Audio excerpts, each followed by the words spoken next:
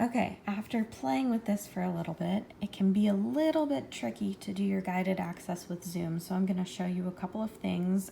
We might have some ticks here and there, but I'll show you how to fix them. So I'm going to go into my settings. If I'm up here, I want to scroll down to my accessibility. And you can see if I keep scrolling down to general, I will find guided access. You're going to want to go into guided access and make sure that it is on. So if it's off like this when you first start, just turn it on and then these options will appear. You can go into your passcode settings and then you can set a passcode. So I'm just going to pick 123456. It will ask you to re-enter that passcode. And then you're all set. You can use the Touch ID feature here too if you'd like to. Then I want to go into and make sure that my accessibility shortcuts are on. So this feature is going to be what allows you to go into your guided access within the Zoom app.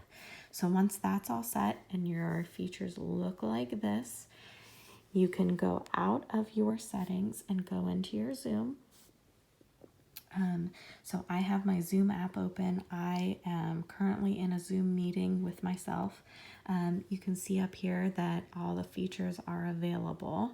The tricky thing is those features do go away, and if you know how to keep them available, that's going to help you out. I'm actually not that familiar with Zoom, but I do know guided access. So what I'm going to do is I'm going to triple click down here.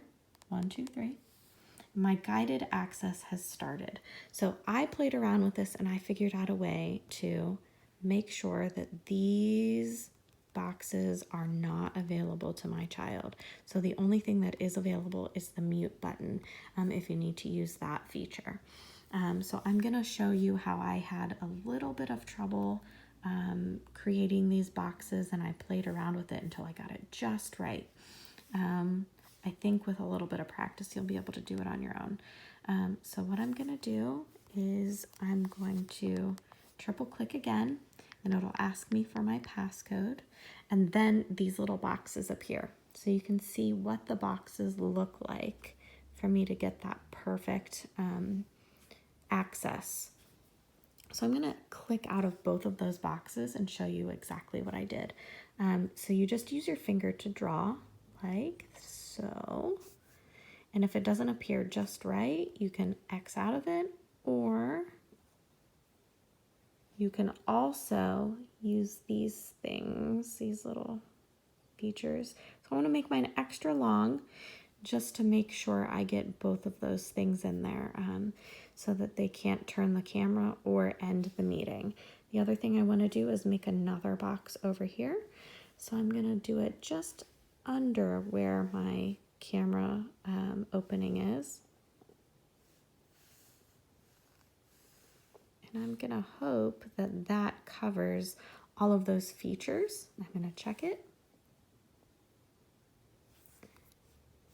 And you can see there that if I do it just beside where that camera feature is, I get all of these buttons, or I can't press any of those buttons or change them. I can still mute and unmute, and then it will still show me the meeting information. So that is how you do guided access for Zoom. If I want to leave that because the meeting is ending or I need to change screens, you can see when I do this, when I press my home button one time, it gives me this guided access is enabled. So I cannot leave the app. Your child can't leave the app from here. I'm going to click this 3 times. 1, 2, 3. And then it's going to ask for my passcode again. And I can end my guided access right here. And that's it. That's how you use your guided access.